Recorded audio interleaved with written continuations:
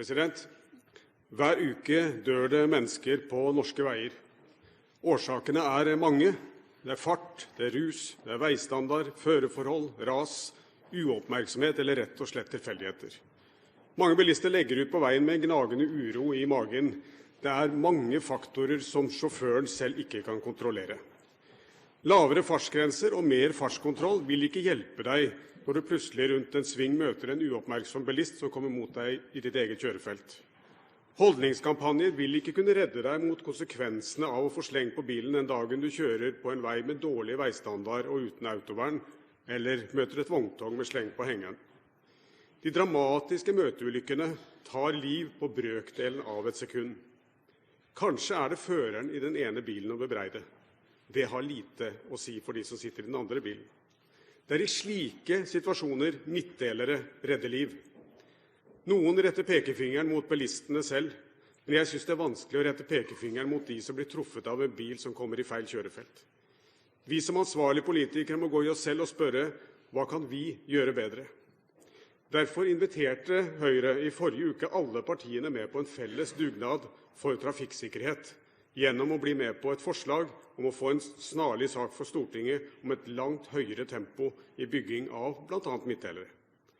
Med stor skuffelse må jeg konstatere at Arbeiderpartiets og de andre regjeringspartienes representanter takket nei til denne invitasjonen. Så mitt spørsmål til statsministeren er derfor om det var formen på forslaget det var noe galt med. Fra Høyres side kommer vi gjerne tilbake til forslaget i en annen form, om det kan gjøres mer spiselig for Arbeiderpartiet. Det viktigste for Høyre er at vi får fortgang i byggingen av midtdelere på norske veier, slik at vi kan sikre veiene våre og unngå at så mange liv går tapt i møteulykker. Statsminister Stoltenberg. President, jeg mener at arbeidet for å redusere antallet trafikkulykker på norske veier er en av de viktigste oppgaver vi står overfor, for at det på ikke noe annet område i samfunnet hadde akseptert at flere hundre mennesker omkommer hvert eneste år, i tillegg til hardt skadde. Og hvert liv tapt på norske veier er ett liv for mye, og derfor må vi hele tiden strekke oss for å bedre trafikksikkerheten på norske veier, og det er selvsagt mange tiltak som må virke sammen for å lykkes med å få ned antallet ulykker. I fjor mistet 210 personer livet på norske veier. Det er 210 personer for mye, men samtidig må vi hente inspirasjon i følgende, nemlig at det er det laveste tallet siden 1955. I samme periode har trafikken økt kraftig, slik at i forhold til trafikkmengden så har det vært en dramatisk reduksjon når det gjelder antallet ulykker på norske veier.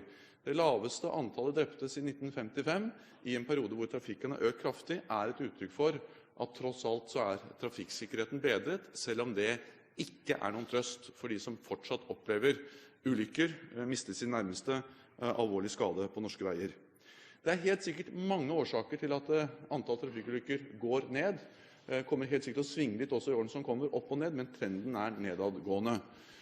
Dels er det bedre veier, dels er det bedre trafikkovervåking, men vi vet at 40% av trafikkulykkene henger sammen med høy fart, og derfor handler det også om ansvarlighet, trafikkovervåking, for å passe på at vi ytterligere får ned antallet ulykker. Vi har trappet kraftig opp bevilgningene til trafikksikkerhet, kraftig opp bevilgningene til vei og samferdsel, økt bevilgningene til midtdelere, og kommer til å følge opp det vi sier i Nasjonal transportplan, og diskuterer gjerne det med hver enkelt budsjettbehandling, hvordan vi kan sikre trafikksikkerheten, og vi skal også legge frem en ny Nasjonal transportplan, og vi får en ny mulighet til å diskutere langsiktig arbeid for å bedre trafikksikkerheten i norske veier. Øyvind Halleraker.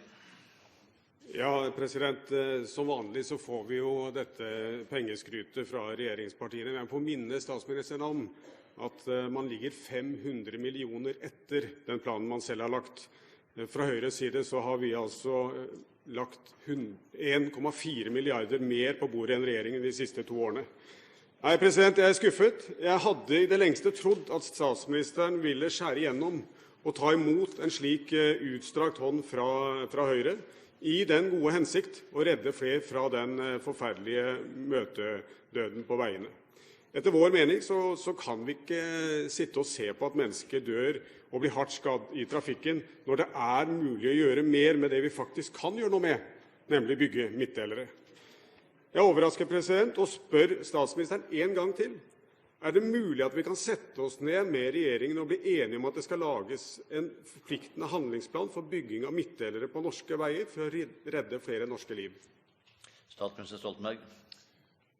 Som jeg sa, så er vi beredt til å diskutere bred enighet om samferdselspolitikk og trafikksikkerhet ved mange anledninger.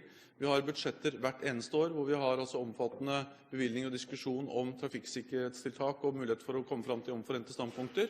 Og vi legger fram en nasjonal transportplan hvor vi kan gjøre det. Så vi er selvsagt ikke avvisende til å diskutere bred enighet om samferdsel, om trafikksikkerhetstiltak. Men kort i forhold til tall.